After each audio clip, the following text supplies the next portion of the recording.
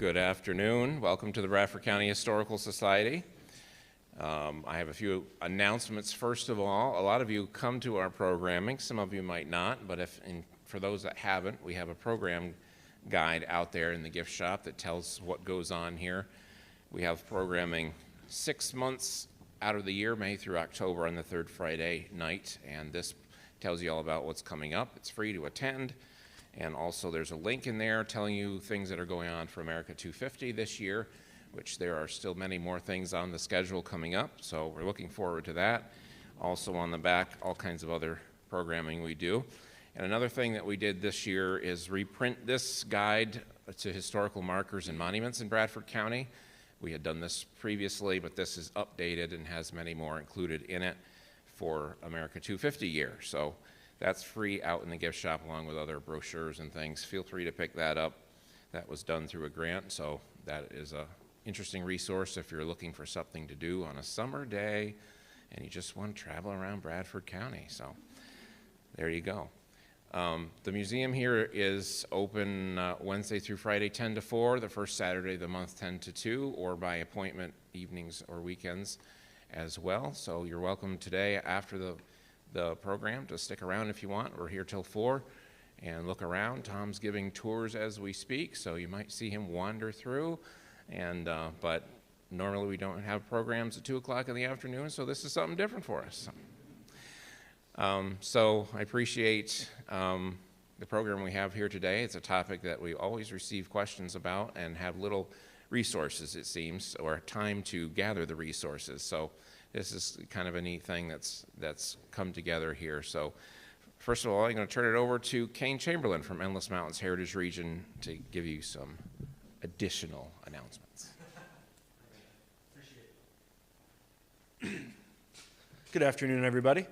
As Matt said, I am Kane Chamberlain with the Endless Mountains Heritage Region. We are the state-designated heritage area under the Department of Conservation and Natural Resources that manages the counties of Bradford, Sullivan, Susquehanna, and Wyoming. And welcome to our fourth and final kickoff event of 2026 for the Underground Railroad Destination Freedom Walking Tours here that have now expanded to the Endless Mountains. We actually had 3 events prior to this, the first at the Dietrich Theater in Tunkhannock. We also had our second at the Montrose Presbyterian Church, First Presbyterian Church in Montrose, and that was in partnership with the Susquehanna County Historical Society and the Center for Anti-Slavery Studies. And then recently, on the 15th, we had our kickoff event at the Dennis Farm. If you're not familiar with the Dennis Farm, that is actually the oldest African-American owned farm in the country. It's still owned by the same descendants of Prince Perkins, who was a Revolutionary War veteran, who moved from Connecticut to Susquehanna County, what was then actually Lackawanna County, in 1793. Took his payments from the his service in the Revolutionary War to pay for that, what is now a 153-acre property. All very well-attended events. We're really excited to bring this program to the Endless Mountains in partnership with the Waverly Community House. EJ, the program director, who I'll introduce shortly, had reached out to me earlier this year and really wanted to see if they could, expand the Destination Freedom Program to the Endless Mountains because of our strong connections to the Underground Railroad and the abolitionist movement of the 19th century. It just so happens at that time we were finishing up our feasibility study for our National Heritage Area designation. We have been a state-designated heritage area since 1998. But a few years ago, we decided we were going to go for the national level. So right now, our feasibility study, some of you may have heard about that. It's under review at the National Park Service, and we do have legislation introduced in Congress, both the House and the Senate, as this actually does take an act of Congress to get this designation. So right now, it's been referred to the Energy and Natural Resources Committee on the Senate side. So if we get it through there, we could get a floor vote there in the Senate. So it's making headway. If you'd like to help, please write your senator or congressman and let them know you'd like to see the 4 counties of the Endless Mountains get that national designation. Would open us up to more, federal resources, federal funding, create more awareness for the region, and spark a little more tourism. And also it can lead to, obviously, job creation and things like that as it pertains to what we do in heritage preservation, outdoor recreation development, the management of the North Branch Susquehanna River Water Trail, and also the educational programming we do, like you're about to partake in right now.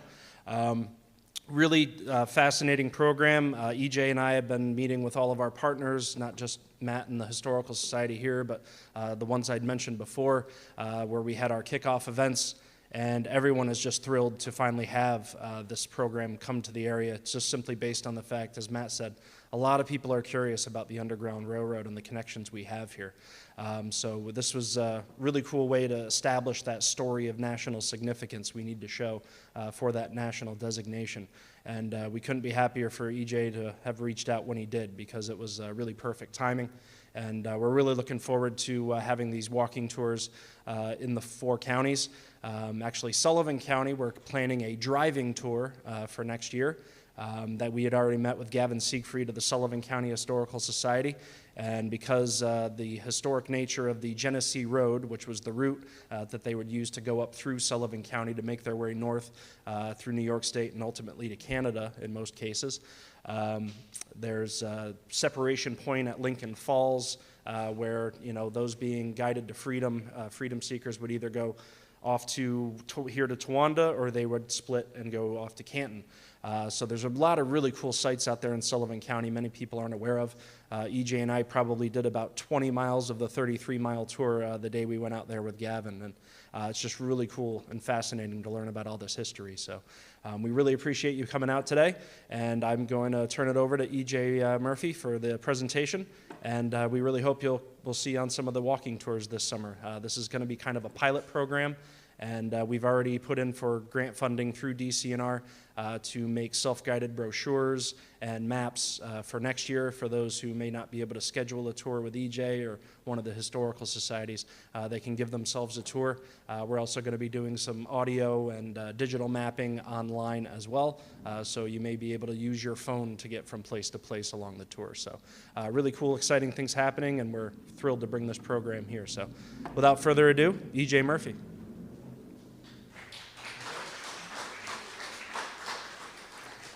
Hi, everyone. Thank you so much for coming out today, and for those of you who are live streaming this event on the Historical Society's social media pages. Thank you, Kane, for that introduction. Matt at the Historical Society, thank you so much for having me here today. My name is EJ Murphy, and I am the program manager of the Destination Freedom Underground Railroad Walking Tour program at the Waverly Community House. As Kane mentioned, we are looking to take what we had in Waverly and what we have in Waverly and expand it to tell a more inclusive story that brings in a lot of other individuals and towns and stories that are really interwoven with each other. It was really kind of that idea that when we give our walking tours in Waverly, it's almost impossible for us to not mention Montrose and to not mention Towanda and places like that. So it was just a natural thing, and I did see when the Endless Mountains was, in their big push for the National Heritage Area distinction, I thought that this might be a way to help highlight a very significant history that a lot of people, even people who are from the area, are not quite as familiar with, and that's what we try to do through our walking tour program. As mentioned, today is a part of the America 250 celebrations here in Bradford County and statewide in recognition of the upcoming anniversary of the Declaration of Independence. So we're proud to be a part of that statewide push to tell some of these stories that maybe are a little bit lesser known.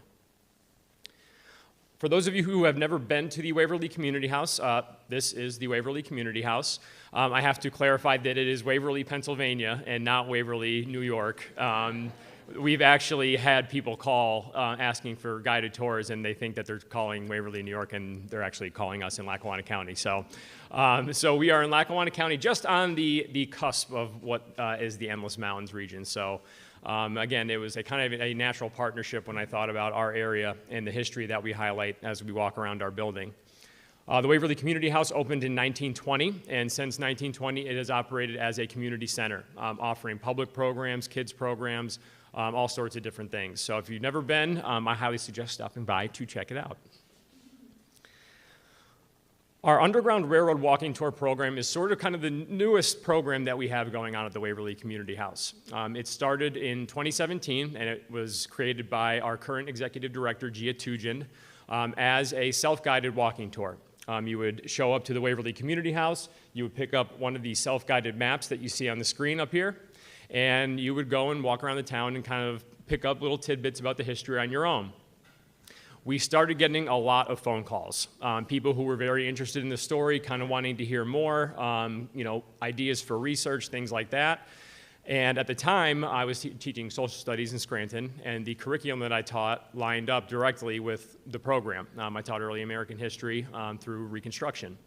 So as we started to see that there was a want for more information, we started offering guided walking tours, which is now kind of the bread and butter of our program, along with programs like what we are doing here today.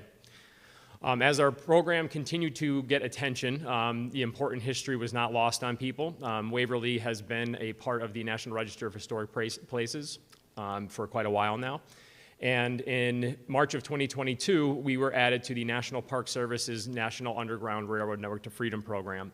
So our program is an official National Park Service affiliate. If you are familiar with the National Park Service, as you travel from place to place, you can get one of those passports where you can collect stamps at each location. Well, if you come and check out our program, you can get yourself a National Park Service passport stamp for the Underground Railroad Network to Freedom program. Now for the history. Again, our program is centered around the story of the Underground Railroad and the anti-slavery and abolitionist movements of the 19th century. As you can see here, this is from an 1898 study by a man named Wilbur Seibert, who was the first person to really, in any way, try to comprehensively research the Underground Railroad. For those of you who are familiar with the Underground Railroad, I do have to clarify for some people who come to take our walking tour that we will not be getting on a train and going underground anywhere. That happens quite a bit. People think that that's what our program's all about.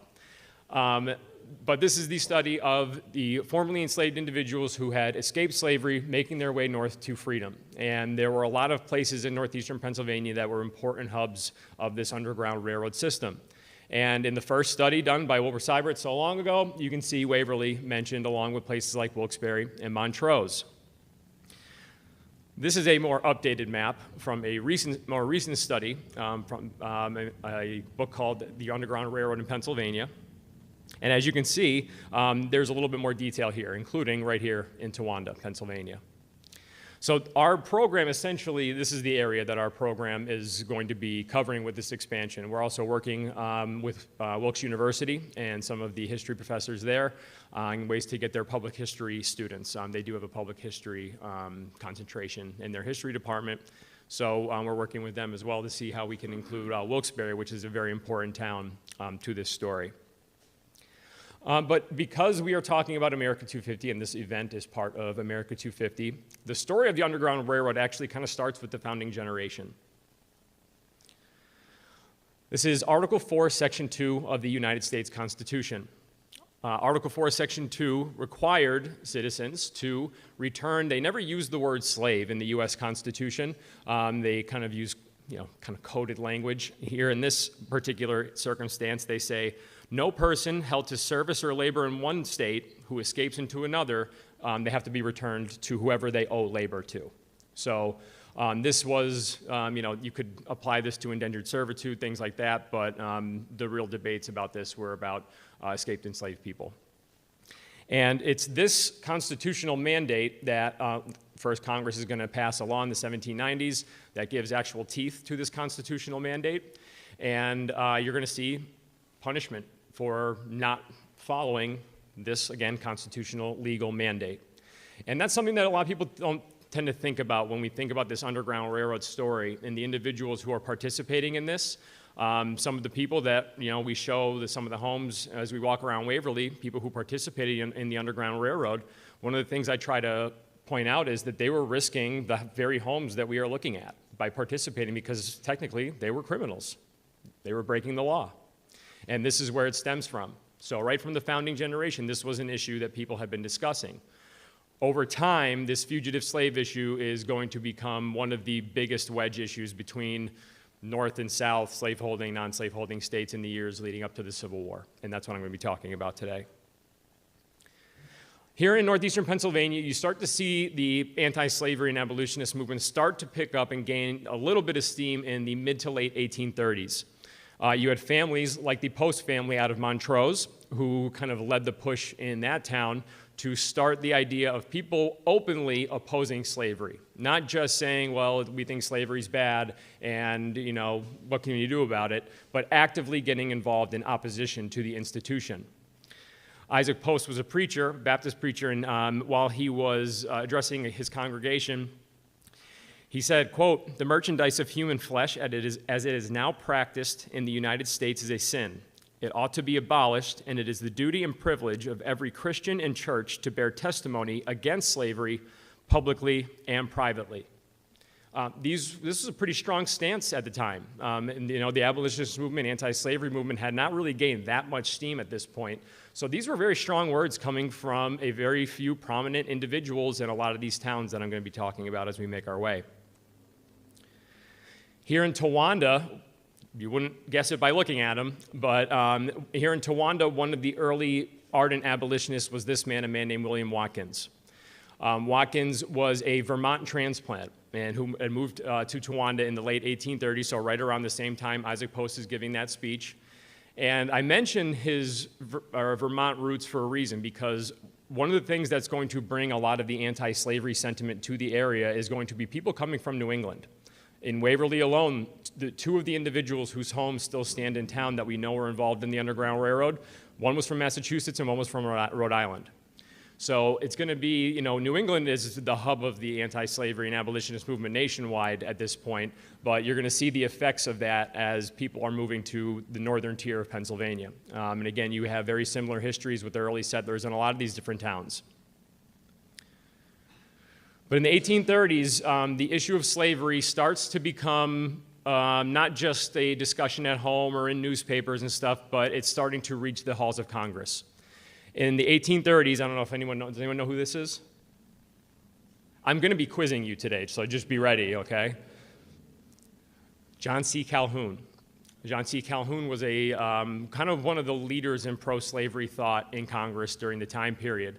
And in the 1830s, there's actually a gag rule that's put in place that made it so that you could not bring up any anti-slavery petitions, anything in Congress that would be an official, negative stance on the issue of slavery.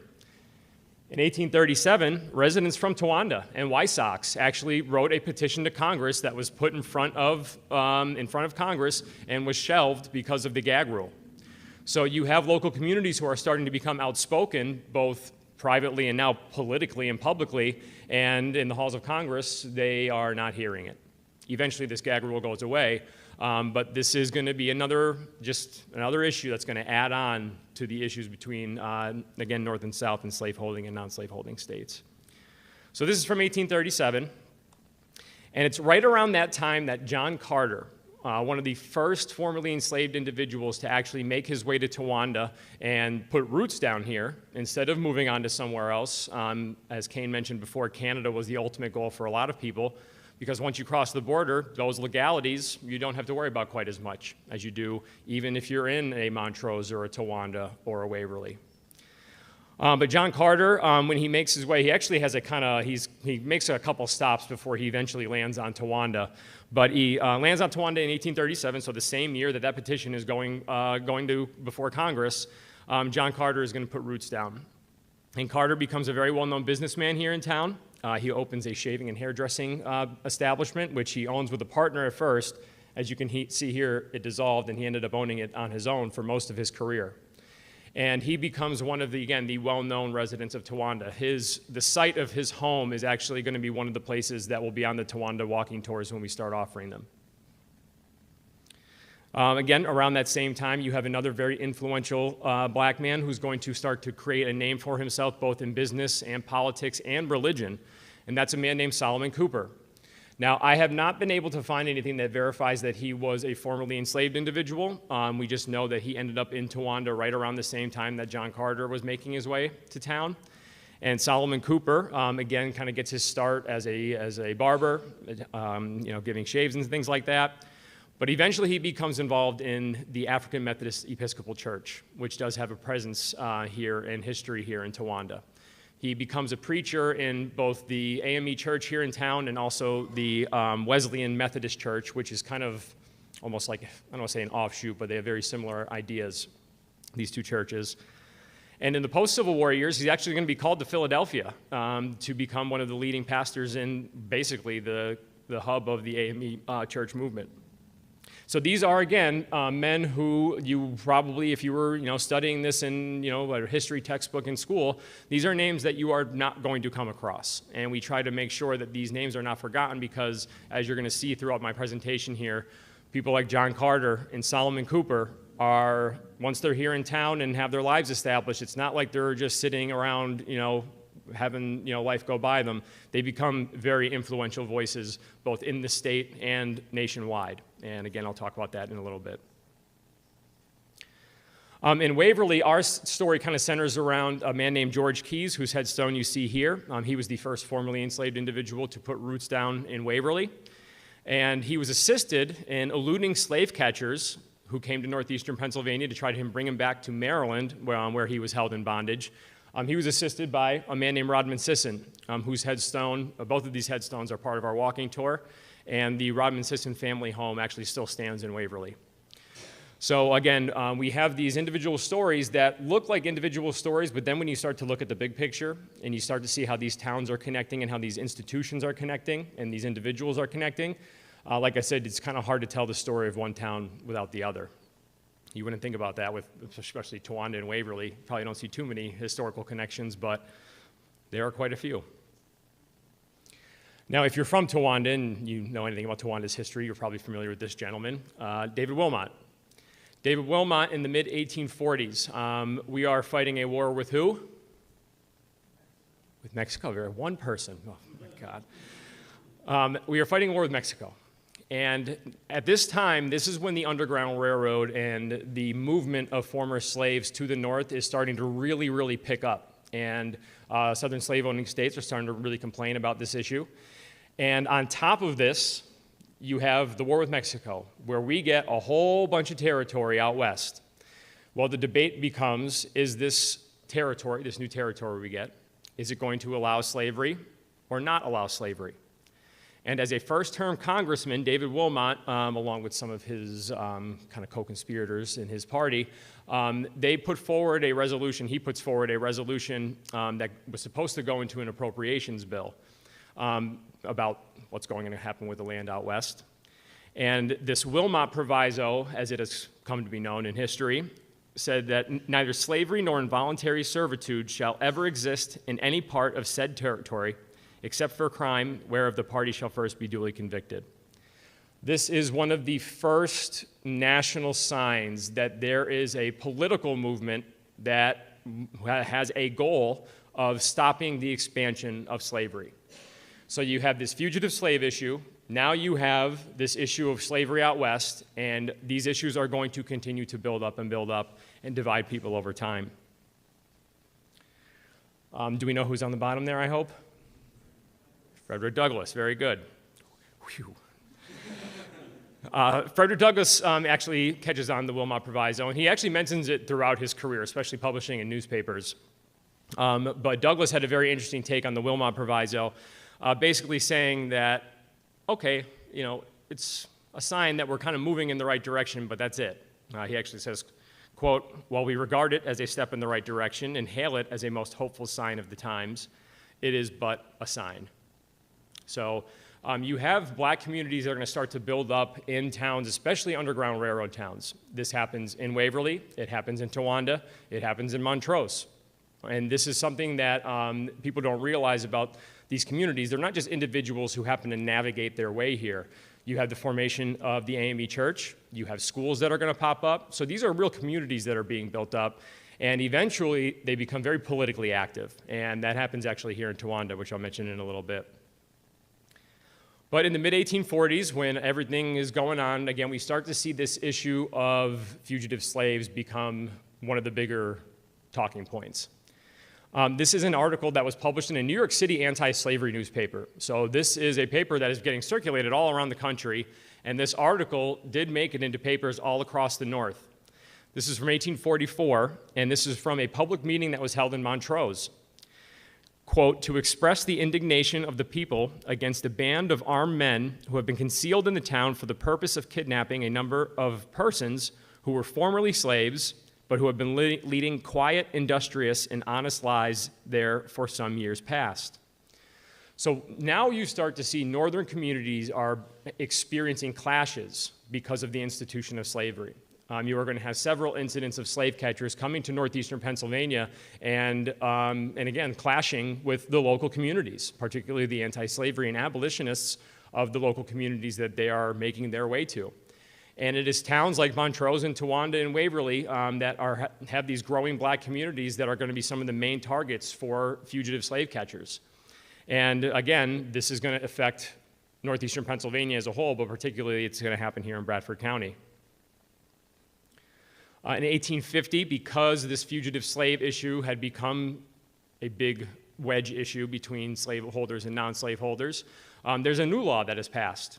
This new law actually makes the fines and punishments worse for people who are not complying with the constitutional mandate to return fugitive slaves.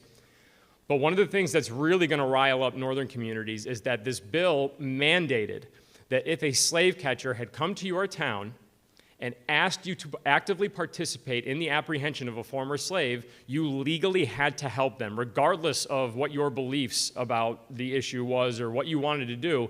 This new law made it a legal obligation for you to actively participate in helping slave catchers bring people back into bondage. And this is where you're going to start to see some of the clashes that are happening between slave catchers and the local communities. This is where you're going to start to see it become violent. It's almost like, you have the natural progression towards war. A lot of people forget about the violence that happened before the Civil War even broke out related to the institution of slavery. One of the stories that I've come across that is a fascinating story to me because, well, I'll tell you why here in a second, but it actually has to do with a resident of Towanda. This is a man named William Griffiths. The Bradford County Historical Society actually has his portrait in their collection here, which I thought was really interesting. But William Griffiths, in the post-Civil War years, was a deputy in the area, and before the war, he actually ran a tavern. Now, you guys remember that map I showed you, the very first one, the 1898 study? Well, Wilbur Seibert, the man who conducted that study, one of the things he did to try to find out about stories related to the Underground Railroad was that he crowdsourced his project. He went out and told people, if you have stories or if you know any names or individuals or towns or anything, send me letters and send me and all these letters are actually digitized and online. One of the letters I found described an incident taking place right here in Bradford County near what is now Rummerfield Creek Road. So if you're familiar with Route 6, not too far from here.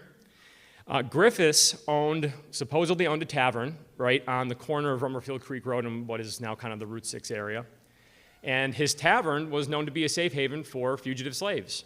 And he owned property just north of his tavern where he would shuffle former slaves along and he would help get them somewhere to safety. Well, one day, I should say, slaves end up showing up to the tavern, former slaves, and he brings them in, he shuffles them up a little bit farther north, gets them set. I believe the story goes he gives them a day of rest, and then they're on to somewhere else. Later that night, a slave catcher from the south, who had been on the trails of these two former slaves, ends up making his way to the tavern. He comes in, and according to the letter that describes the scene, he was kind of boisterous and kind of like really made a show of himself, did not make a lot of friends with the local population who was there at the tavern that night. In the tavern that night was a Native American man who lived, supposedly as the story goes, on an island in the Susquehanna River. This is where a group of Native Americans were living at the time. This Native American man convinced the slave catcher that the slaves had made their way to the island, and that is where they were hiding. Then the story goes that this Native American man took the slave catcher and his two bloodhounds, which he had with him, and killed them and buried them on this island in the Susquehanna River. Now, this is a pretty fantastical story. So for someone who studies this, you have to look at what information you can find that would verify any of it. And this is a story that you can actually kind of follow some breadcrumbs and say, there is a very significant chance that this actually happened. This is an 1858 map of Bradford County, or from Bradford County. And you can see here, you see Rummerfield Creek Post Office. Well, just above that, you can see William Griffith's Inn. If you look just above, just a little bit north, you can see William Griffith's property. Yeah, exactly. So now we know that Griffiths existed. Okay, his name's in the census records, all that kind of stuff. We know he had a tavern, and we know he had another property just to the north. So far, all the pieces of this story are lining up a little bit. It's hard to see on the map, but you can see the Susquehanna River just to the south. There's an island right across from where the tavern was. So one day, this is an area that me and my family have a special connection to. Our family's cabin is right not too far off Rummerfield Creek Road, not too far from here. So we're up in this area all the time, and one of the last times that I was up here with my dad, who's here today, I told him, we got to stop to check some stuff out, because I had just read this story, and I have to see if any of it is verifiable. The island is still there, right in the Susquehanna River. I remember sitting there, I was with my dad and my brother, and I remember sitting thinking, there's a chance that there's a dead body of a slave catcher and 2 bloodhounds buried somewhere on this island. Now, this story is taking place in the early 1850s, so again, right after this fugitive slave issue, things like that. And again, you're going to start to see now political opposition, not just this resistance physically, but you're going to see political opposition. At a meeting just after the fugitive slave law, the new fugitive slave law was passed, the black residents of Towanda met and had a public meeting, and at this meeting, they passed a series of resolutions. And one of the resolutions they passed at this meeting was, quote, that before we will submit to be dragged into southern bondage by the man-stealers of the South, we will die in the defense of our right to liberty. So again, strong words coming from this small community here in northeastern Pennsylvania. But if you look, you'll see some familiar names. You can see Solomon Cooper's name on here. Okay, so again, as time goes on, they are beginning to be involved in the local politics of the time period, which again is something that a lot of people don't think about when we think about the history of northeastern Pennsylvania. The most famous example of slave catchers clashing with a local population actually took place in Wilkes-Barre, Pennsylvania. For those of you, if you're familiar with Wilkes-Barre at all, if you've been there anytime recently, you know the Market Street Bridge, big bridge that leads right in the middle of the downtown. On the other side, if you're going into Wilkes-Barre on the bridge, on the other side of the Susquehanna River, on the right-hand side, there used to be the Phoenix Hotel. In the Phoenix Hotel, there was a restaurant, and in this restaurant worked a man named William Thomas.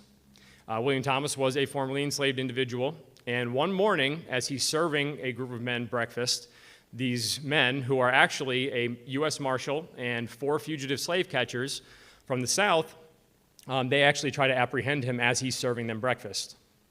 It becomes violent because William Thomas fights back, and it becomes almost like a riot in the inside of the restaurant, excuse me. But once it spills outside, then it truly becomes a riot, because the community is going to find out about what's happening, and they're going to make their way outside while these slave catchers are trying to apprehend this man who's fighting back. And William Thomas eventually jumps into the Susquehanna River. These slave catchers end up shooting at him and hitting him. They shoot him in the head. He does not die. He survives. And eventually, the slave catchers, because of the local population coming out and giving them a hard time, eventually they leave. This becomes a national case because the slave catchers actually get brought up on charges. They get brought up on charges of inciting a riot, attempted murder. And the case doesn't actually end up going anywhere, right? There are no actual charges that are given to these slave catchers, but it's reported on in papers throughout the United States, not just the North, but throughout the entire United States. It actually gets picked up in newspapers in London, England, because the British are using it as an example of the violence associated with the institution of slavery. And again, it's incidents like this that are really going to harden the anti-slavery and abolitionist attitudes of local residents in all these communities. So, again, one of the big names in the history of this Underground Railroad anti-slavery abolitionist movement, Frederick Douglass, also picks up on what was going on in Wilkes-Barre. And he says, quote, "There in immortal splendor, Wilkes-Barre will remain until the Almighty has allowed us to work out the most glorious triumph of liberty in America." So he saw this resistance from William Thomas, this former slave. He saw the resistance from the local community as, again, kind of steps in the right direction, almost the same view he had of the Wilmot Proviso. Now, Douglass, at this point in time, in the 1850s, he becomes one of the most famous people, not just in the United States, but in the world. In 1845, after he releases his very famous first autobiography, he actually has to flee because he becomes so famous. And technically, as he's living in Massachusetts at the time, he's still property. He had friends in the anti-slavery movement who said, "You need to get out of here." So he actually goes on like a little tour of the British Isles. He has a particular admiration for Ireland, where he saw the drastic difference between how a black man was treated in Europe versus how a black man is treated in the United States. He writes about this actually in a lot of length during the time that he's traveling. Then Douglass eventually comes home, and then he starts traveling around the United States. And you wouldn't guess, but Frederick Douglass came right here to Bradford County. In 1855, he speaks to a crowd of 4,000 people in Laraysville. You know? And he does give a series of 2 speeches right here in Towanda. There are 2 of his very well-known speeches. One was called "The Races or the Brotherhood of Man," basically talking about, particularly with the anti-slavery movement, how we all need to oppose this, or it's just a slippery slope before they go after another group next and another group next. His other speech was called "Self-Made Men," so very appropriate topic for a person like Frederick Douglass, who had escaped slavery and became, again, like I said, one of the most famous Americans of the 19th century. And again, right here in Bradford County. I found one ad in a Bradford County Towanda newspaper advertising for a celebration of the emancipation of the West Indies. This is from 1855. And it's kind of hard to see, but Douglass was actually advertised as one of the speakers at this big event celebrating the abolition of slavery in the West Indies. This is why it's important to do follow-up research, because I found the article covering that meeting, and Douglass never actually made it. So he unfortunately wasn't there for that event. But we do know that he did come to Bradford County on multiple occasions. Then you have 1860. Okay, now these issues that I have been talking about, we've been talking from the mid to late 1830s all the way up to the 1860s.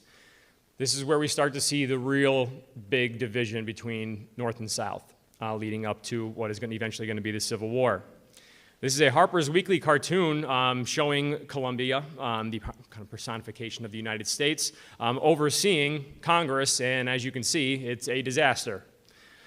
I thought this cartoon was really interesting, though, because of how the illustrator decided to frame the North and the South. And if you can kind of see in the background, they associated the North with the Underground Railroad. Okay, you can see UGRR with the horse in the wagon. And then you have the Southern perspective of, we want to be left alone to govern ourselves, the way that we feel fit. So this was kind of how people nationally were looking at this divide between North and South. And the Underground Railroad and this fugitive slave issue is going to play a very big part in how people were thinking about issues going into the election of 1860, which, as you may know, was Lincoln's first shot at the presidency. Now, Bradford County actually becomes kind of one of the, really successful lobbying places for Lincoln and his Republican Party.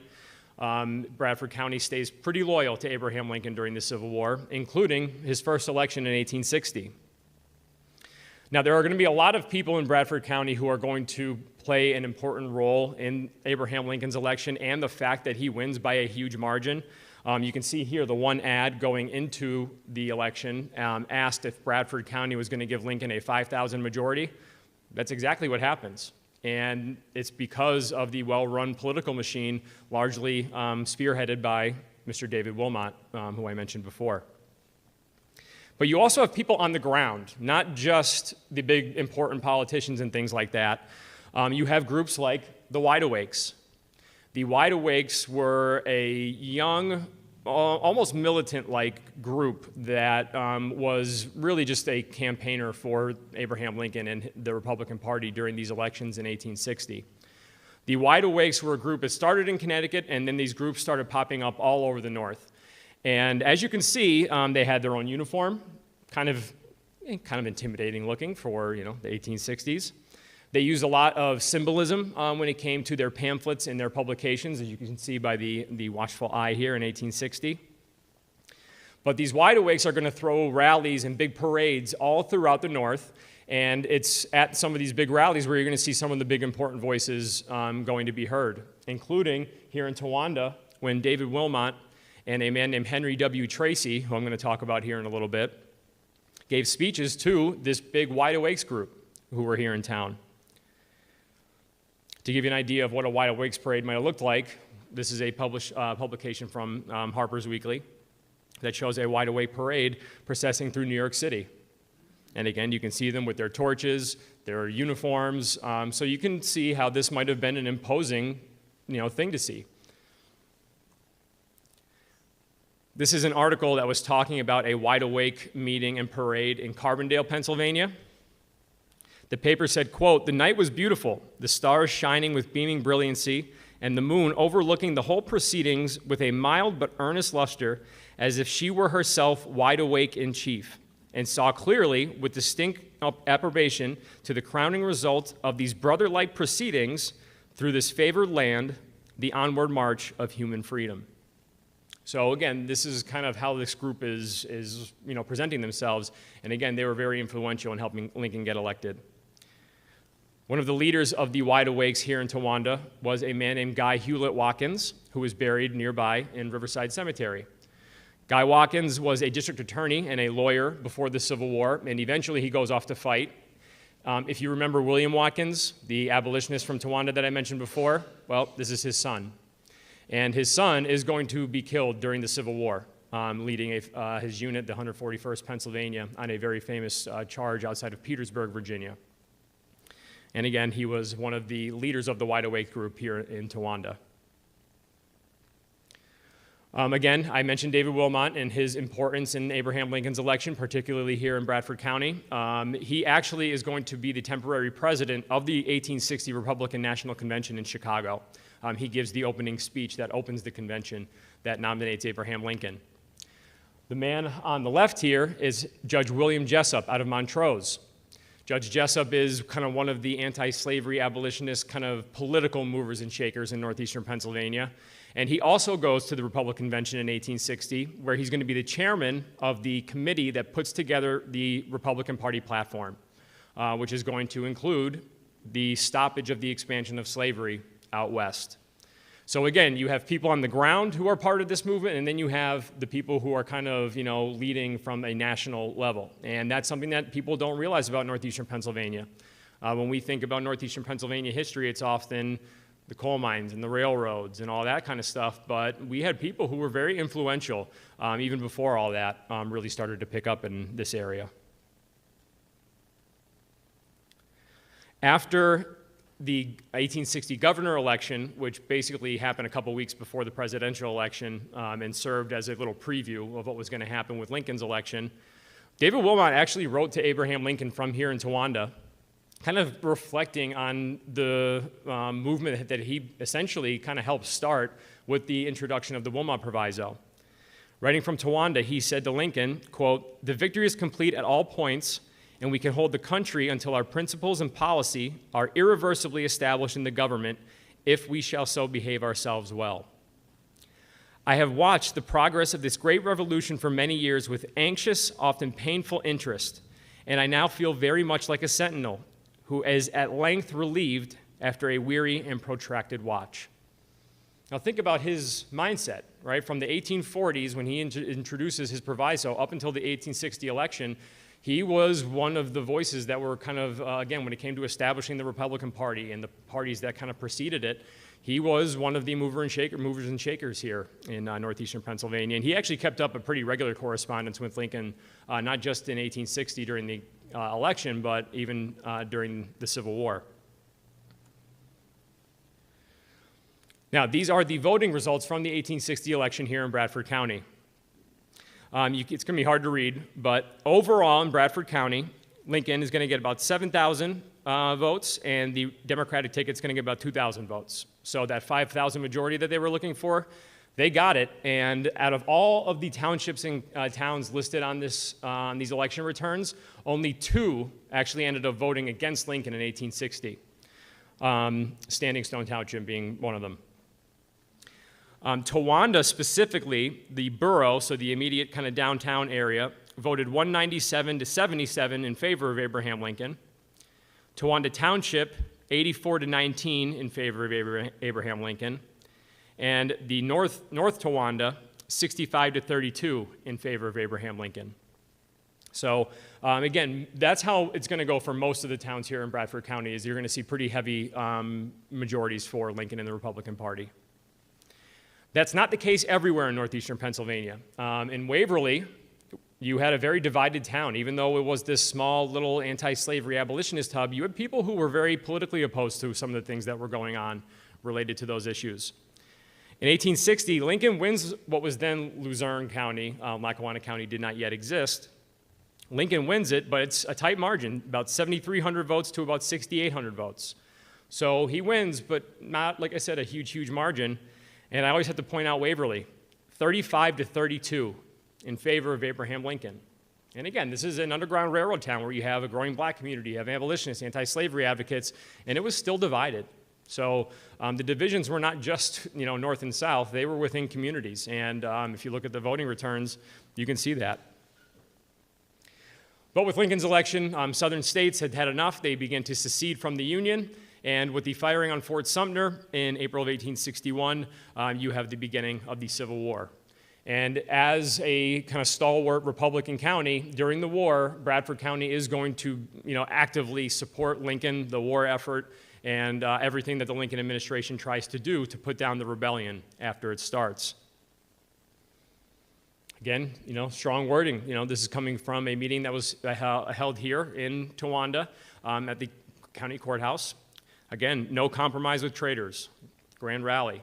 So this was a town that, held its beliefs that, during the war, that this was a rebellion, these were traitors, and this rebellion needed to be put down. And Bradford County kind of lends itself to that. Eventually, the war is going to start to impact the institution of slavery, particularly as the Union Army kind of starts to push its way and make its way farther south. This is a man named George Landon. He was a local preacher, and George Landon was, again, another one of the movers and shakers politically in Bradford County. In the state Senate, they were debating a bill that would essentially kind of give impotence to the National Congress to abolish slavery in Washington, D.C. So in the state legislature, they're meeting basically saying, all right, we want to pass something that will tell our senators and congressmen that we want to see slavery abolished in Washington, D.C. And George Landon gives a very lengthy speech in favor of this abolition bill that's going through. And I'm not going to read the whole quote here, but essentially what he says is, slavery is the cause of all of the issues that we have going on right now. If we are to, have a united country, bring peace, and put down the rebellion, we have to do something about the institution of slavery. Again, he goes on to say, quote, "Why have you 600,000 men gathered from the hills and valleys, armed from head to foot, encamped and tented on the battlefield? Because there has been slavery in this country. Why are so many of your brothers and your friends and your sons lying today upon the hillside, cold as the icicle, or in the valley, withered like grass? Because there is slavery in the country." So again, being very clear about what they thought the war was about. Now, Congress is going to start doing something about the institution of slavery, mostly because it's kind of forced upon them. What the Army starts to see is basically fugitive slaves making their way to Union lines, because they believe that with this war going on, the safest place would be to go with the Union Army, where we know that there are people up north who believe that slavery is bad and that you have this anti-slavery movement. So in 1861, Congress passes the First Confiscation Act. This allows for the military to confiscate the property of those in rebellion, including slave property. Because of this bill, you start to have generals asking, okay, well, if we're going to confiscate all this property, particularly these human beings, what are we going to do with them? How are we going to take care of them? How are we going to employ them? Are they going to be used for any purposes beyond just being in our camps? So the first Confiscation Act goes a little bit farther. Then you have the second Confiscation Act and the Militia Act passed on the same date about a year later. The second Confiscation Act not only allows for the confiscation of property of those in rebellion, including slave property, the slave property shall, quote, be not again held as slaves. Now, a lot of people, when it comes to the abolition of slavery during the war and the steps to end things, what's the first document that always comes to everybody's mind? The Emancipation Proclamation. I actually argue that the Second Confiscation Act, because it was an act of Congress, it wasn't just a presidential military order during a war, this was an act of Congress. I actually argue that you could make the argument that it's more important than the Emancipation Proclamation, and a lot of people have never even heard of it.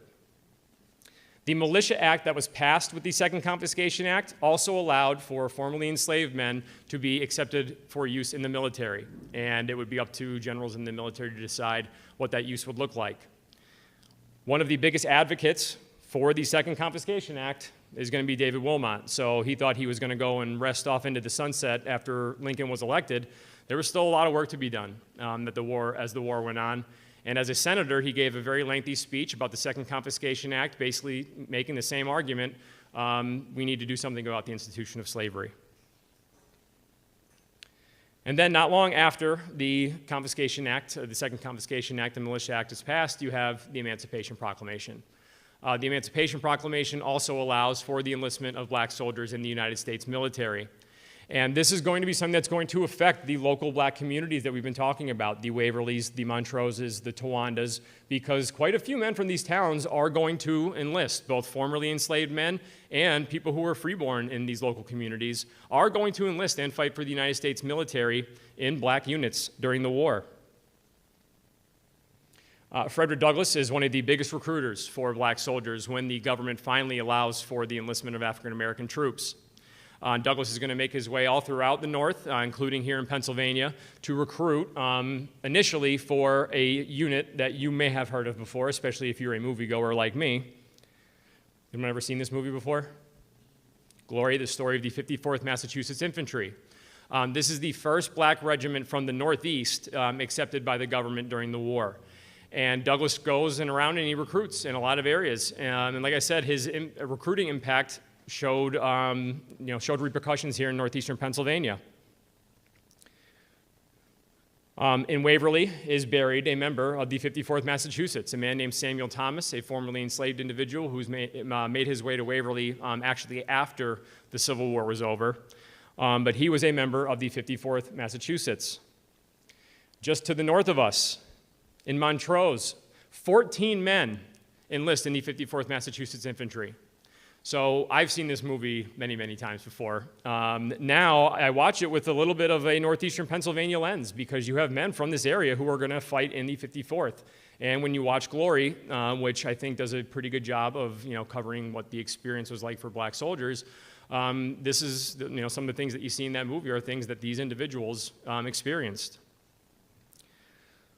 One of the men from Montrose was a man named Charles Smith. And Charles Smith, he was from Montrose, freeborn. He was the son of a man named William Smith from Montrose, a former slave who navigated the Underground Railroad to Montrose, who eventually became a preacher in Montrose's AME church, which still stands in town right next to the Smith family home, which still stands a little bit in disarray compared to the church. But these will be stops on the Montrose walking tour. So to give you an idea of how all these towns different connect and what you'll see if you decide to come and take our tours. Now, if you wanted to enlist for most units, the 54th Massachusetts was recruited and raised out of Massachusetts, and that's where they went and trained. But most of the men from northeastern Pennsylvania who are going to enlist in black units are going to have to make the long journey down to Philadelphia, where you would go to the recruiting office for black soldiers and officers of black units. Even with the military enlistment of black soldiers, you still see a little bit of racial prejudice when it comes to how they are enlisted.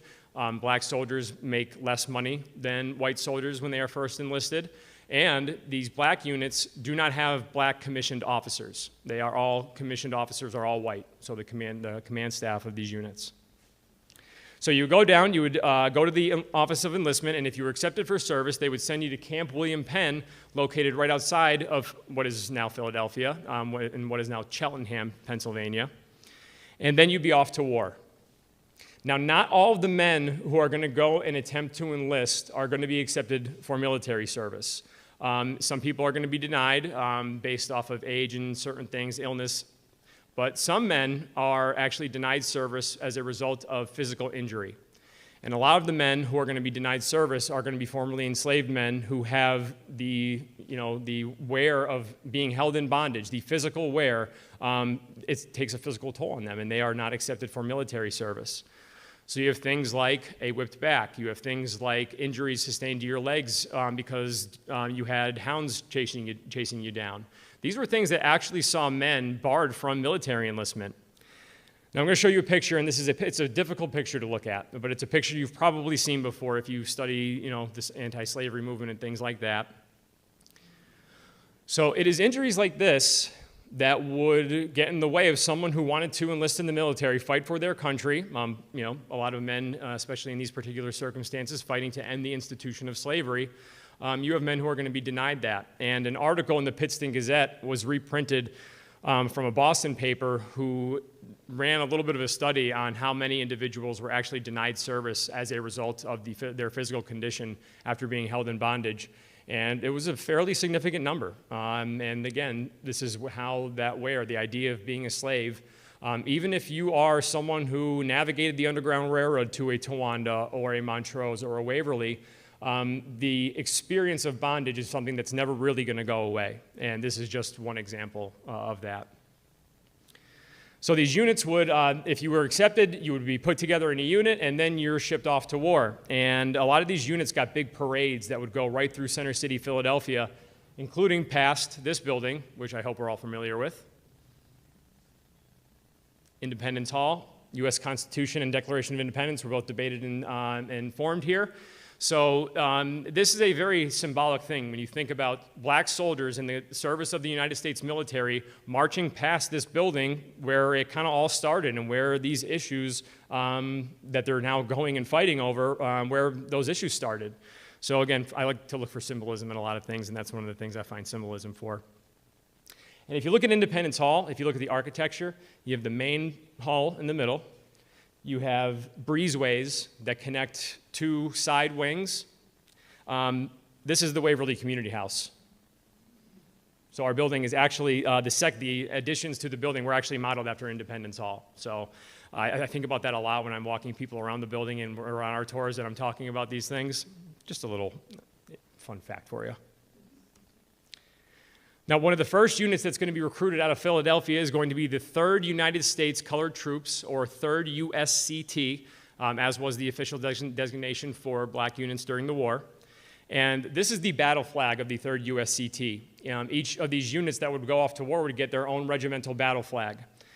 This image is of Columbia handing a black soldier a United States flag, and above them says, quote, "Rather die free men than live to be slaves." So these flags, even though it's symbolic but also used for military purposes, it also gives you a little bit of an idea of what the men in this unit were fighting for. And we highlight the 3rd USCT because 3 men from Waverly served in the 3rd USCT. 2 of them were Peter and Joshua Norris, who were the sons of Lot Norris, who was a formerly enslaved preacher in Waverly's AME Church, who navigated the Underground Railroad to that town. And we know a little bit about the 3rd's service because the Christian Recorder, the official newspaper of the African Methodist Episcopal Church, during the Civil War printed quite a few soldiers' letters, soldiers who were writing to the paper to let them know what was going on during their service. And one of the letters I found was from the 3rd USCT. And again, you think about the experience of some of these men who are formerly enslaved men. Some of them are descendants of former slaves. Some of them navigated the Underground Railroad. Some of them had family members who navigated the Underground Railroad. They're now back down south, okay, in areas. Some of them are back in areas that they were held in bondage. And as these USCT units and all U.S. Army units are, as they start to make their way through the South, they become practical liberators. Because as per the Emancipation Proclamation, it was that, Lincoln's proclamation that freed slaves held in rebel territory. Well, once the Union comes to that territory, those slaves are now free. And the Army is going to be kind of the arm that's the strong arm for it. And this letter from the 3rd USCT talked about orders that they got to attack a Confederate camp. The letter says, quote, "We got to the rebel camp about 1 o'clock at night." This is happening right outside of Jacksonville, Florida. "But we're too late to do any good. But we had the pleasure of liberating some of our flesh and blood. There were about 200 slaves at that place that had the pleasure of saying, 'We are free from the chains and fetters of slavery.'" So, a pretty poignant moment if you're a member of this unit and you are liberating those of your race who are held in slavery. And this is an experience that a lot of these black units would have during the war, including the 22nd USCT, which George Keyes, the first former slave that I mentioned before who put roots down in Waverly, he, along with another contingent of men from Waverly, are also going to join black regiments and have those same experiences. These are just a couple men who fought in the 22nd USCT, along with George Keyes, including his son, George Keyes Jr. And battle flags. Talked about the idea of some of the battle flags being very symbolic in what they meant. This is the actual battle flag that the 22nd USCT took onto the battlefield with them, okay? So right across from them is going to be the Confederate Army, and this is the image that they chose for their battle flag. That is a black soldier, and there's some debate as to what is actually happening here, whether the soldier is just forcing the surrender of this Confederate soldier at the point of bayonet, or if he's actually putting it in his gut. So again, you can get an idea of what was a driving, motivating force for some of the soldiers in this unit. I'd also like to take note of the phrase at the top, "Sic semper tyrannis." Some of you are familiar with that phrase. I'm going to talk about that here in a second. Buried in Riverside Cemetery, right here in Towanda, is Edward Thomas, a member of the 22nd United States Colored Troops Regiment. Riverside Cemetery is the final resting place of many of Towanda's black soldiers during the Civil War. You also have a man named William Robinson of the 25th USCT. The 25th USCT was commanded by the man you are looking at here, Frederick Hitchcock, who was from Scranton. So again, you have a lot of local connections within these units because they're recruited from all over Northeastern Pennsylvania, and that's in Riverside Cemetery as well. Also in Riverside Cemetery, you have the final resting place of Wilson and Charles Carter. Wilson Carter of the 141st USCT, the 41st USCT, and Charles Carter of the 26th USCT. I mentioned John Carter before, the first former slave, or one of the first former slaves to navigate his way to Towanda. These are both his sons. I also mentioned Solomon Cooper before. Solomon Cooper Jr. also enlisted in the 41st USCT along with Wilson Carter. So again, these communities that are, again, very politically active and active in what's going on are also going to, again, make the ultimate sacrifice by joining the Army. Now, this recruitment is happening, it begins in 1863 with the issuation of the Emancipation Proclamation, but it really starts to pick up in Northeastern Pennsylvania in late 1863 going into 1864.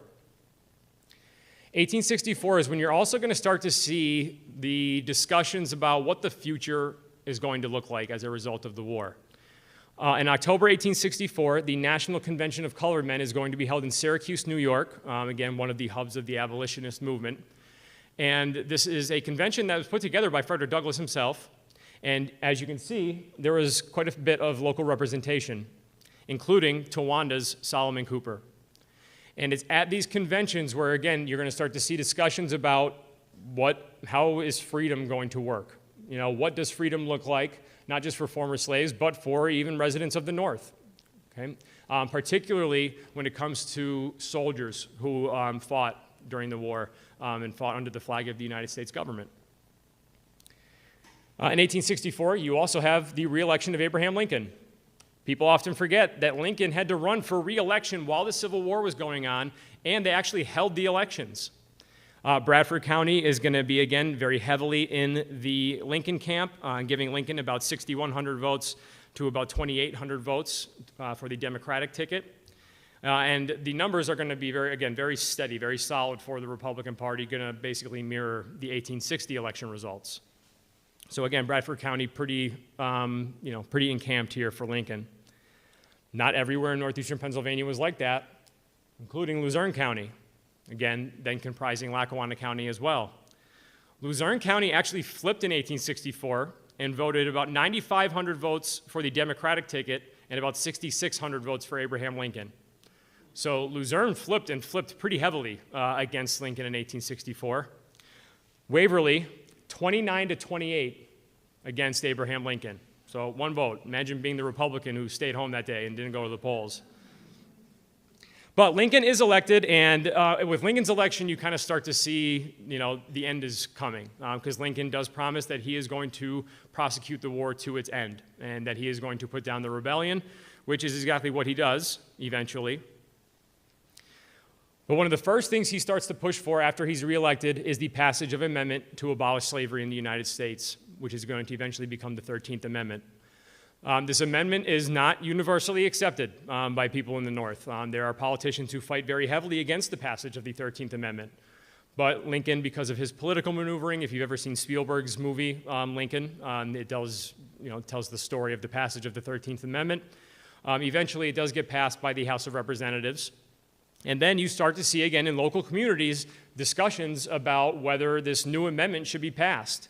And Joseph H. March of Bradford County is going to be one of the voices in the state House of Representatives that's going to basically say a lot of the similar arguments that you're going to hear from other abolitionists, that slavery has been a weight. He says it's a weight that was hung around our necks, and we finally are going to do something about it. And you're going to see a lot of relief because of that. Here in Bradford County, one of the yes votes for the 13th Amendment in the House of Representatives was H.W. Tracy. The man who I mentioned before that spoke with David Wilmot at the Wide Awakes meeting in 1860. In 1864, he's going to be a Pennsylvania member of the House of Representatives and again give one of the yes votes for the 13th Amendment.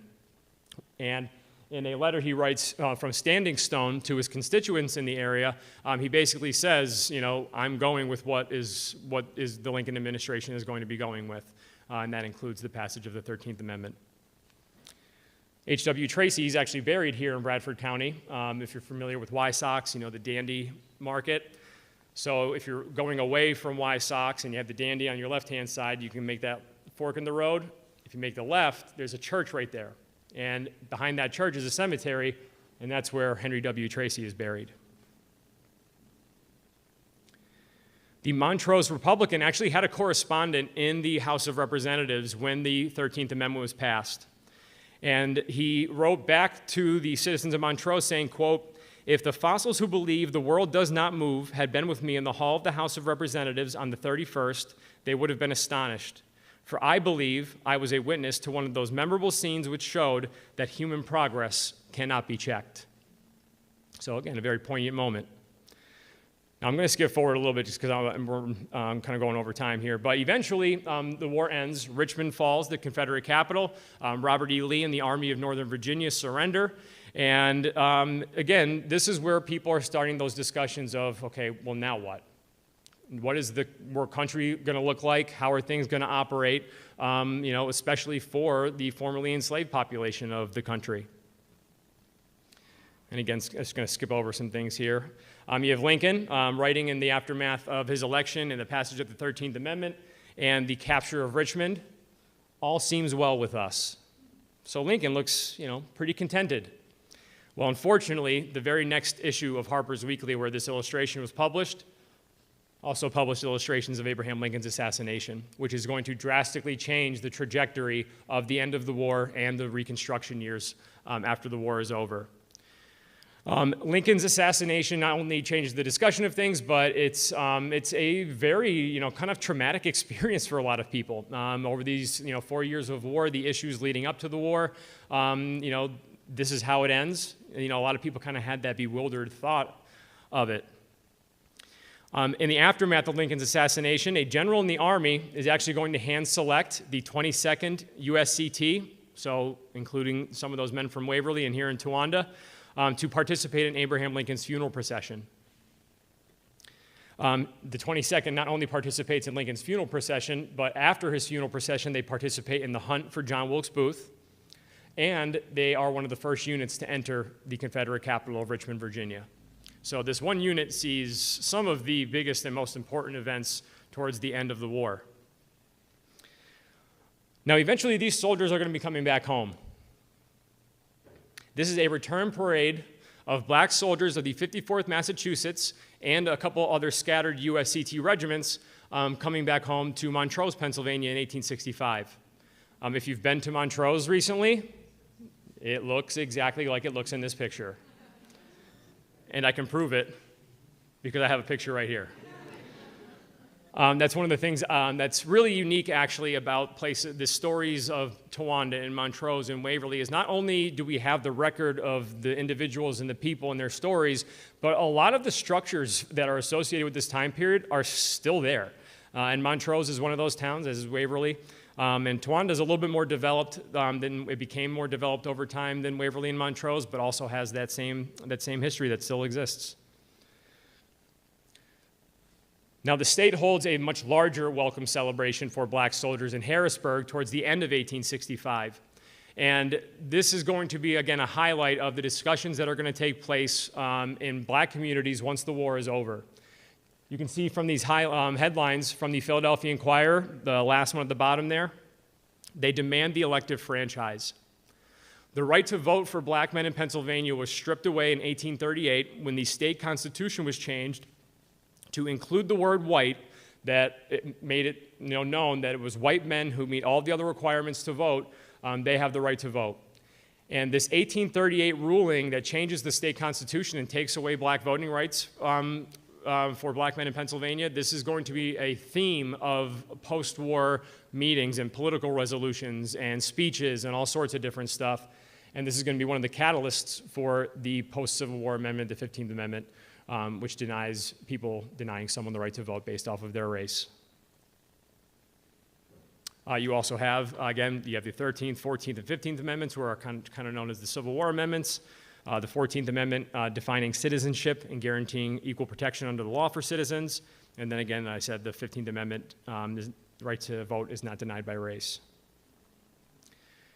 Now, in Montrose, you're going to have a speech. The day that Richmond falls, a man named Jonathan Jasper Wright, who, again, is someone who should be a mainstay in textbooks and classes all throughout Northeastern Pennsylvania, well, all through Pennsylvania and the nation, I think, but Northeastern Pennsylvania specifically.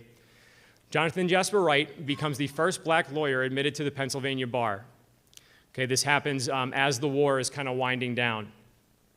And he gets hired to go down to South Carolina. He actually goes down first as a teacher to teach the formerly enslaved population and the black soldiers who are stationed in the Sea Islands of South Carolina how to read and write. Eventually, after he's admitted to the bar, he gets hired by the Freedmen's Bureau as a legal advisor to this organization that's meant to help assimilate formerly enslaved population into United States society. And he goes down as a legal advisor. On the eve of him leaving, he gives a very lengthy speech at the Susquehanna County Courthouse, where again, he talks about this idea of the future. And he says, quote, "Today, 200,000 black men fight for the stars and stripes and battle in the ranks. For what? For the Union as it was? The Union was the price of slavery and the slave trade, and for 80 years, slavery has been protected by it. Is it for the Constitution as it was?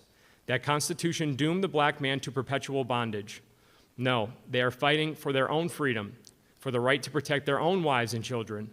The compromise I would give them would be the Union as it ought to be, free from the lakes to the Gulf and from ocean to ocean."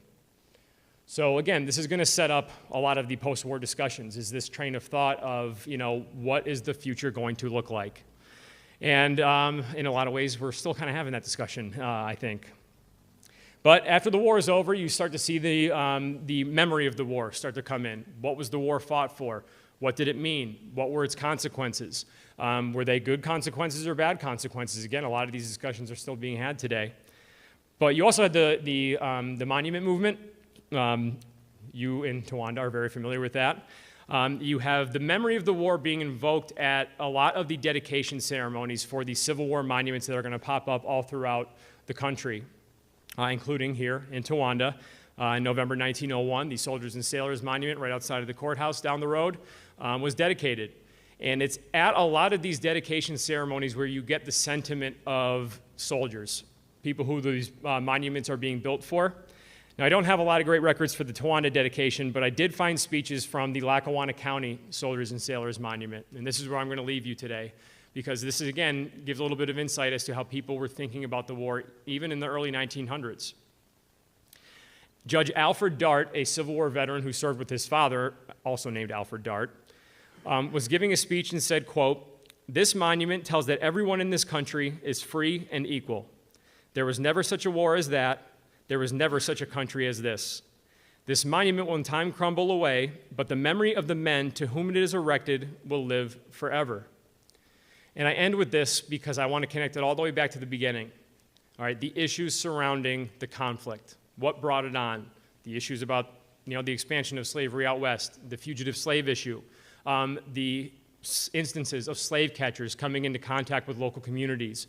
These are things that helped lead to this big, massive conflict that we had, and some of the men that these monuments are built for are men who experienced slavery, were held in bondage, and oftentimes their voices are left out of these discussions, and one of the things that we try to do through our program is to give a voice to the people who were previously voiceless. And again, that's a lot of what the memory of the war is all about. So that is the Underground Railroad in Northeastern Pennsylvania. Thank you all so much for coming out today and having me. Appreciate it.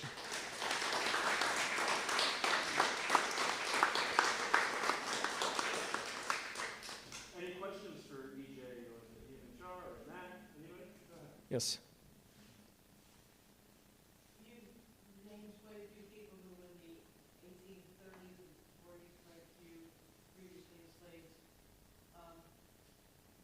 Bradford County, we came to Towanda and the surroundings. I don't recognize many of the family names, and certainly we don't have a significant African-American community. Mm-hmm. Yeah, that's actually, that's a question I often get, especially on our tours as we walk around Waverly. Are there descendants around of these families? And unfortunately, most of them moved away in the post-war years. You have a lot of the formerly enslaved individuals who live in these towns just start to get old and they start to die off. And their families are going to migrate to different towns in the area. In Waverly, particularly, where it happens to be situated, you had just to the south, Scranton and Wilkes-Barre, which are going to become up-and-coming industrial towns in the post-war years, where you're going to have employment opportunity, black communities growing. You're going to see AME churches and things pop up in these towns. Just to the north of Waverly, you have Binghamton, New York, kind of a similar situation. So you have this, this move of the descendants of the former slaves. A lot of them just move away for opportunities elsewhere, because places like Waverly, what happens with Waverly specifically, Waverly during the mid-1800s and the Civil War era was like a small farming village. Eventually, Waverly, if you go around and drive around Waverly today, there's a lot of like mansions and huge houses and stuff like that. Waverly ended up becoming kind of like a vacation destination for a lot of the industrialists of Scranton who wanted to get out of the city during the summertime and things like that. So these small little communities are now starting to become like more wealthy and prosperous, and that's also going to drive many of those residents away from the area as well. It's a very good question, very good point. I think even now, we're still, within 5 hours of every major metropolitan city. Yeah.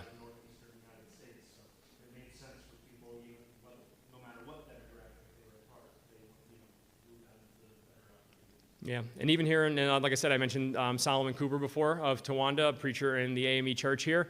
He eventually makes his way to Philly and becomes a kind of bigwig in the AME church in Philadelphia. So Yeah, you just have opportunity that are bringing people elsewhere in these post-war years. Any other questions? Yes, please. What's the best way that you have to figure out which houses were part of it? So you have to start, a lot of the place to start is with local histories, because a lot of local histories, if they cover the time period that we're talking about today, that's where you can start to pick up some names. Then you got to do a lot of digging. On our tours, I tell people in our town of Waverly, we only have 2 people that I've been able to confirm that I've seen enough evidence of that actively participated in the Underground Railroad. Now, I had heard other names from other people. I have people who come and take our tour who are from the area and say, well, I grew up and I was in this one house and it had a storage area that they said was used for slaves. And, you can only say, well, maybe, because finding verifiable information with the Underground Railroad is very difficult. It was a secretive system. So there isn't a lot of surviving documentation from the time period. And that's why you have to look at who was involved in the anti-slavery movements, who was involved with what political party. These are all pieces that you have to kind of put together. For example, the 2 men in Waverly who we know were associated with the Underground Railroad were also members of a short-lived political party in the 1840s called the Liberty Party. And the Liberty Party was a small party that was not very influential, but was formed, on the basis of the abolition of slavery. And they were not only members of the party, but they actually ran for office on the party ticket. You have to take that stuff into account. Then it's like the story I told you of William Griffiths, okay? The tavern, okay, well, you have to look at old maps. Does it line up to what the story that you read about was? Did the names match up? Do the locations match up? And all of those pieces you got to put together, and it can be very difficult to tell that story.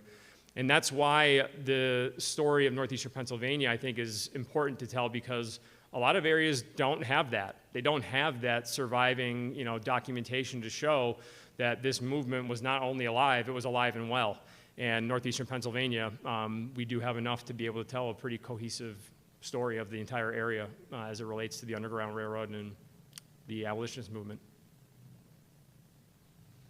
So since you didn't get to mention it in the slide, we're going to give you a little pop quiz here at the end, because you had mentioned 6 separate terrains. I did, yes, okay, yes. So does anyone, with the remaining slides, after you mentioned that on the 3rd Colored Troops flag, was that the... Yeah, 22nd U.S. Colored Troops, yeah. Who else had said that in the slides afterward? So that flag is I'll just go back to it. The flag is very interesting because you have this imagery, right, which is in and of itself pretty crazy. But you have the phrase "Sic Semper Tyrannis," thus be it to tyrants. To this day, it is the motto of the Commonwealth of Virginia, who would, the 22nd. And it was also a phrase uttered by someone a little more infamous, John Wilkes Booth. Okay. After he shoots Lincoln in the head, he yells "Sic Semper Tyrannis." So this is, again, the idea of interpretation too, right? Based off of this flag, who do you think the 22nd thought the tyrants were? Thus be it to tyrants? Well, probably the Confederates. Who did John Wilkes Booth think the tyrant was? Probably Abraham Lincoln, right?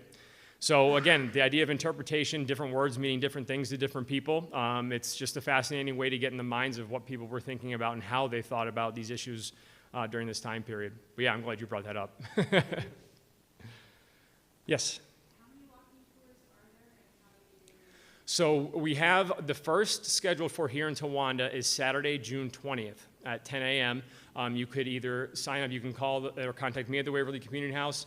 All of our partners are people that you can reach out to about the tours. So if you wanted to call the Historical Society here, you can call and register through them. But all of our partners are going to be, we're all going to be sharing all of these tours and all of these different things going on. I know we have some tours planned for Montrose coming up already. Tunkhannock, and then our tours in Waverly, just because that's where we're housed out of, we do those tours in Waverly by appointment. So all you have to do is give us a call at the Waverly Community House, decide what day and when you would want to come up, and we can show you around town. Yes, so on our website, emheritage.org, is Destination Freedom looking to go, and you were having trouble with No, we're still having a problem with our website. emheritage.org, almost not heritage.org. You can go to our website. We're going to be putting up the dates for the tours in each community, likely this coming week, now that all the kickoff events are over. So you can join on one of those. Like I said, call, like AJ said, call and register. And there's also going to be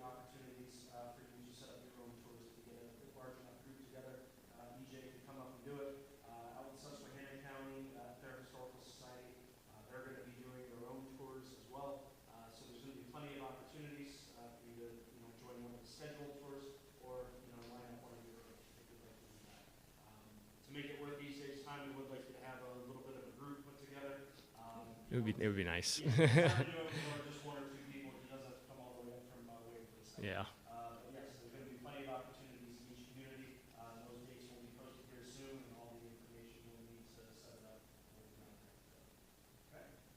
But like I said, in Waverly specifically, you can just give us a call and do a tour by appointment. So. I just noticed that you showed that map, it was kind of schematic of Bradford County. Mm-hmm. You had them going up through Waverly, crossing the river, obviously not the bridge. Okay, you can do that today. And then going up the other side of the river and then going to Towanda. I mean, this is such an odd route. Well, so those routes depended on where you were coming from. There were also places that were not on those maps that I showed you that also were kind of stopping grounds, maybe not necessarily stations like you would call a Towanda or Montrose or a Waverly, but you had individuals in other parts of kind of more remote areas that would also help people get from one place to the next. And that's another thing that I have to, tell people a lot about the Underground Railroad is it wasn't as systematic as people tend to think that it was. Yeah, it wasn't always precise. You had people, a town or an individual could be sympathetic one day, and then once a new law gets passed in 1850 that makes the laws harsher, might not want to participate anymore. You did have, kind of mainstays, individuals who were directly connected to people in all these different towns. That was true. But in a lot of these places, if you were a formerly enslaved individual, it was a wing and a prayer, and you were really hoping that you got to the right person's house in an area that you might get to. Because as I showed before with the voting results, there were a lot of people who were not sympathetic with the Underground Railroad and the anti-slavery movement, who would have, in a second, been glad to hand you over to slave catchers. So you really had to be careful, and that's another thing that people tend to forget is, you get to a town like Waverly or Towanda, it doesn't mean you're free necessarily. You are still legally a piece of property.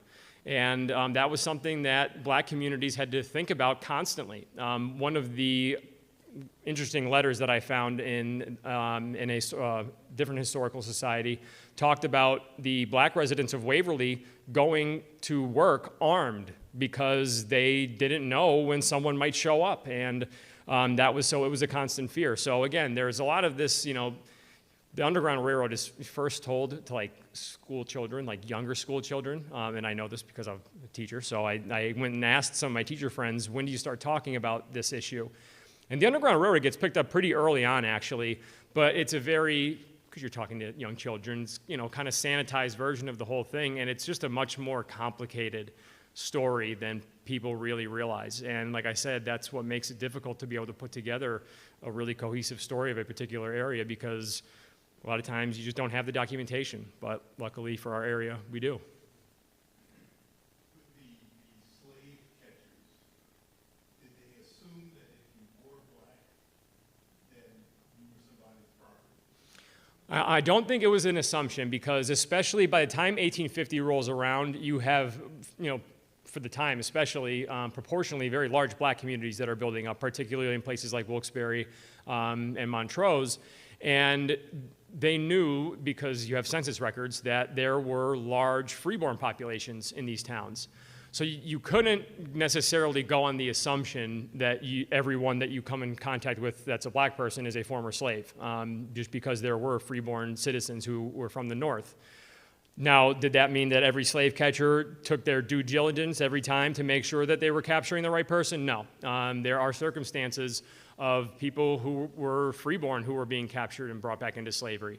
So yeah, I don't think they would go in with the assumption that everyone was a former slave, but they target these communities for a reason, right? And there's a reason that Montrose and Waverly and Wilkes-Barre all saw slave catchers.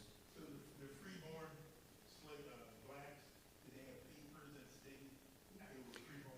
So it depended on where you lived. Up in Northeastern Pennsylvania, you wouldn't have that, but if you were like a freeborn person who lived in Maryland, what's that?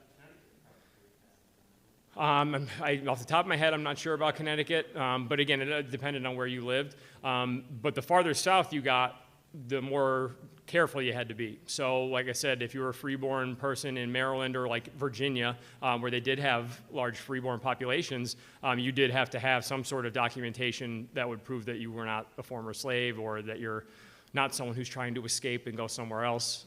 So yeah, it depended on where you lived. All right, well, thank you everybody for coming out today. I really appreciate it. Thank you so much.